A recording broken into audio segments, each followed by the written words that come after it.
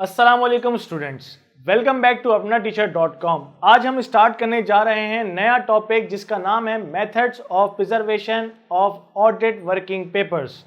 अच्छा, अगर हम इसकी बात करें तो प्रिजर्वेशन से मतलब क्या है, उससे मुराद क्या है कि हम अपने ऑडिट के वर्किंग पेपर्स, जो हमने पिछली दफ़ा पढ़ चुके हैं कि वर्किंग पेपर्स क्या होते हैं और उन वर्किंग पेपर्स को किस तरह से हम प्रिजर्व करते हैं, मतलब अपने पास स्टोर करते हैं, अपने पास रखते हैं। उसके दो तरीके होते हैं, या तो हम करंट फाइल के अंदर रखते हैं या हम परमानेंट फाइल के अंदर रखते हैं। अच्छा, करंट फाइल की अगर हम बात करें तो करंट फाइल का मतलब है कि जो अभी ऑडिट कर रहे हैं आप, इस पीरियड के अंदर, जिस भी पीरियड के अंदर आप ऑडिट कर रहे होते हैं करंटली, उसके सारे डॉक्यूमेंट्स आपके करंट फाइल के अंदर आते हैं। और अगर परमानेंट फाइल की बात करें तो परमानेंट फाइल इसलिए बनाई जाती है कि आपका इंगेजमेंट जो है, जो आप क्लाइंट के साथ अपना ताल्लुक़ रखते हैं, वो कोई 1 साल का तो होता नहीं है, 4 से 5 साल भी होते हैं, कभी कभार 6 या 7 साल भी हो जाते हैं। तो इतना लंबा जो ड्यूरेशन होता है, इतना लंबा जो टाइम पीरियड होता है, उसके अंदर आपके डिफरेंट डॉक्यूमेंट्स होते हैं जो कि आपके सिमिलरली फॉलो होते हैं हर साल ही। तो आप उसको क्या करते हैं, आप परमानेंट फाइल के अंदर उसको डाल देते हैं, क्योंकि वो आपकी परमानेंटली सेव हो जाती है उस पर्टिकुलर क्लाइंट की फाइल, और जब भी चाहे आप जाके उसको रिव्यू कर सकते हैं। अगर आपको कोई ना कोई क्लाइंट से या कोई क्लाइंट की ऐसी चीज़ है जो पिछले सालों में कोई मसले हैं, उसके साथ कोई केसेस हैं, तो आपको अगर उसमें से रेफ़र करना है तो आप परमानेंट फाइल में जा सकते हैं। और करंट फाइल के अंदर क्या हुआ, जो ड्यूरिंग द ऑडिट आप चीज़ें निकाल के लेकर आते हैं, जो डॉक्यूमेंट्स निकाल के लेकर आते हैं क्लाइंट से और उसकी एक फ़ाइल बनाते हैं, वो करंट फाइल बनती है अपनी। ठीक है, तो इसके अंदर क्या क्या चीज़ें आती हैं, लाइन बाय लाइन लेके चलते हैं। सबसे पहले हम बात करते हैं करंट फाइल के अंदर। करंट फाइल के अंदर क्या होता है, आपका ऑडिट प्लान बनाते हैं। हम एक ऑडिट प्लान बनाते हैं जिसकी बेसिस के ऊपर हम ऑडिट कंडक्ट करते हैं कि हमारे कितने रिसोर्सेज होंगे, हम कितना टाइम लेंगे, हमारी फ़ीस क्या होगी, हमारा प्रोसीजर क्या होगा, हमारे ऑडिट प्रोग्राम्स क्या होंगे और ये क्लाइंट का नेचर क्या है। ये सारी की सारी चीज़ें आपकी प्लान ऑफ ऑडिट एक्टिविटीज़ के अंदर आते हैं। उसके बाद हम क्या बात करेंगे, इफेक्टिवनेस ऑफ इंटरनल कंट्रोल्स। अच्छा, इफेक्टिवनेस जो इंटरनल कंट्रोल की देखते हैं वो हम हर साल ही देख रहे होते हैं। ऐसा नहीं है कि हम 1 साल करके हम बोलते हैं कि इसको अब इनफ है, हम जब तक इस क्लाइंट पर हैं या इस क्लाइंट के साथ हमारा ताल्लुक है तो इसके इंटरनल कंट्रोल्स सही रहेंगे। तो हम उसकी इफेक्टिवनेस को हर साल चेक कर रहे होते हैं। उसकी बेसिस के ऊपर जो डॉक्यूमेंट आप निकालते हैं वो आपका करंट फाइल के अंदर आता है।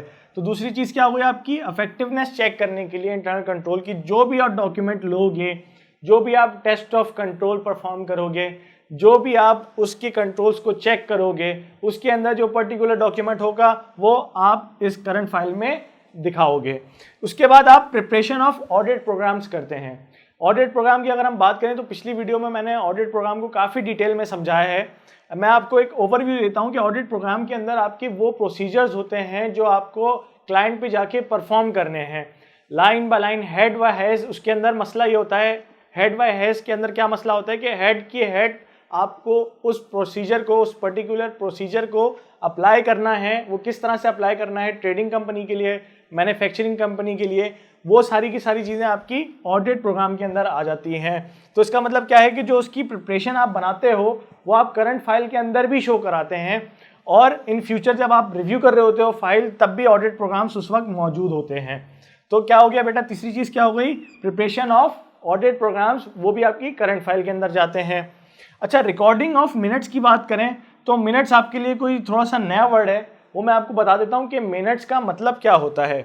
कभी भी कोई भी मीटिंग होती है, चाहे वो शेयर होल्डर की मीटिंग हो या वो बोर्ड ऑफ डायरेक्टर्स की मीटिंग हो।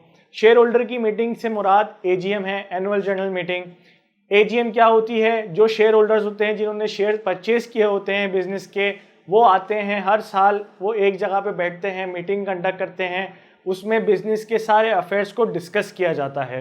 तो उस पर्टिकुलर जो भी मीटिंग होती है उसकी जितनी भी जो डिस्कशन होती है वो आपका नोट कर रहा होता है एक बंदा वहाँ पर, वो जो सेक्रेटरी नोट कर रहा होता है वो आपकी मिनट्स की शक्ल में इख्तियार हो जाते हैं, जो वो प्रॉपर हर बिजनेस आइडिया को, हर बिजनेस अफेयर्स को, जो भी डिस्कशन है वो लाइन बाय लाइन उस चीज़ को वो नोट कर रहा होता है, वो एक मिनट की शक्ल इख्तियार कर लेते हैं।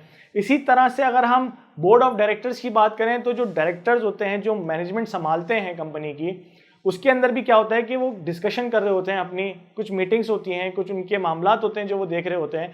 उसके अंदर जो बैठ के वहाँ पर जो सारी रिटर्न में उन मामलात को रिकॉर्ड कर रहे होते हैं, वो चीज़ आपकी मिनट्स में तब्दील हो जाती है। और वो आपके मिनट्स होते हैं, वो आपको ऑडिट के लिए क्यों ज़रूरी होते हैं? क्योंकि आप कंसिस्टेंसी चेक कर रहे होते हैं कि वो जो पॉलिसीज़ के ऊपर बात कर रहे हैं या वो पॉलिसीज़ जो अपनी फाइनेंशियल स्टेटमेंट्स में दिखा रहे हैं, वो उस मिनट से जाके मिलती हैं या नहीं मिलती।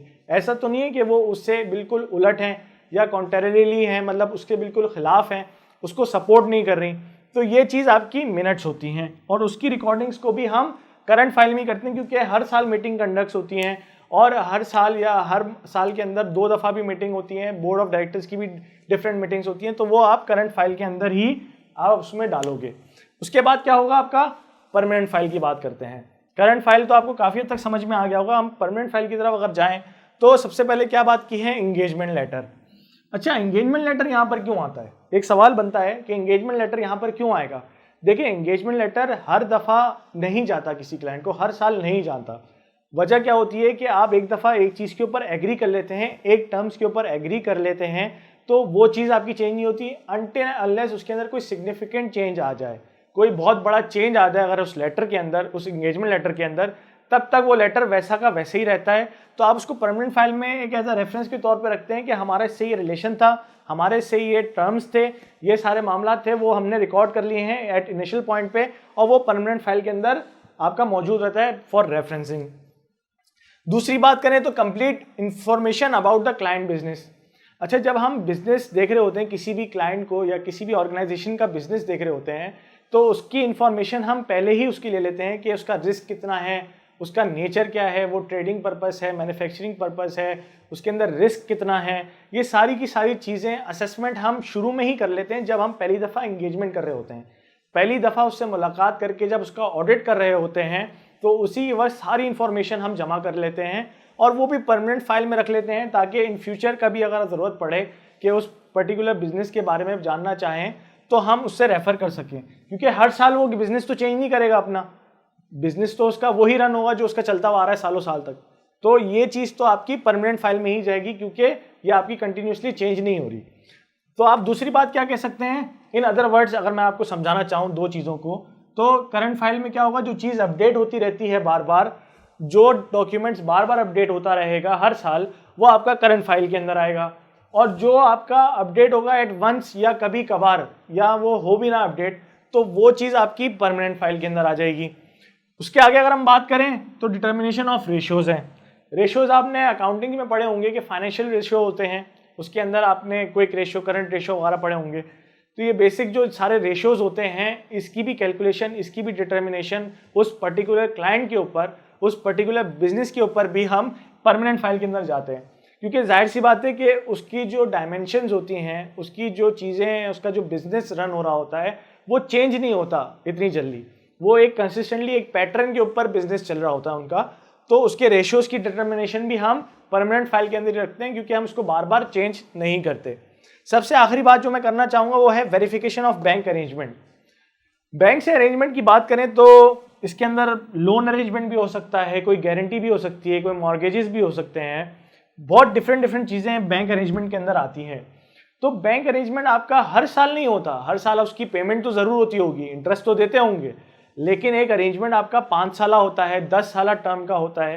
तो ये जो लॉन्ग टर्म की जो आपकी डॉक्यूमेंटेशन होती है, ये सारी की सारी चीज़ें आपकी परमानेंट फाइल में आ जाएंगी, क्योंकि ये आपकी जब अपडेट होंगी इन फ्यूचर, तो हो सकता है कि इसके अंदर कोई अपग्रेडेशन आ जाए या अपडेशन आ जाए, अपडेट हो जाए।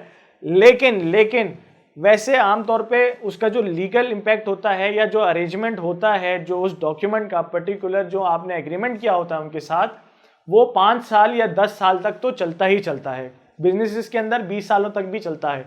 तो इतना लॉन्ग टर्म डॉक्यूमेंट को आप करंट फाइल के अंदर नहीं रख सकते, क्योंकि वो अपडेटिंग नहीं होता है इतनी जल्दी।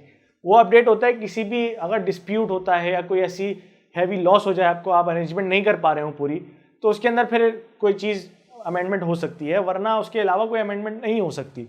तो verification of the bank arrangement भी आपका परमानेंट फाइल के अंदर रहेगा।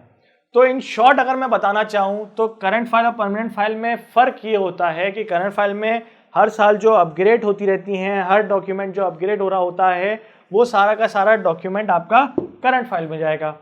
जो आपका once at some point of time पर आकर जो है वो अपडेट होता है वो आपकी परमानेंट फाइल के ऊपर जाएगा। और करंट फाइल के अंदर इस साल से जो पीरियड आप बिलोंग करते हैं उससे रिलेटेड सारे डॉक्यूमेंट आएंगे। परमानेंट फाइल के अंदर आपके सारे के सारे डॉक्यूमेंट्स आएंगे जो आपके शुरू से लेके आखिर तक आपने क्लाइंट के साथ जितने भी अरेंजमेंट्स किए हैं, जितनी भी डॉक्यूमेंटेशन किए हैं, उसकी सारी कॉपीज आपकी परमानेंट फाइल में भी जाएंगी। तो होप कि आपको ये कॉन्सेप्ट समझ में आ गया होगा कि करंट और परमानेंट फाइल में क्या फ़र्क होता है। ये पेपर में भी बहुत ज़्यादा इंपॉर्टेंट है, कभी शॉर्ट नोट्स में बन के भी आ जाता है, तो आप काफ़ी हद तक इसको समझ चुके होंगे। इसको पढ़िएगा, आप बुक से भी पढ़ सकते हैं।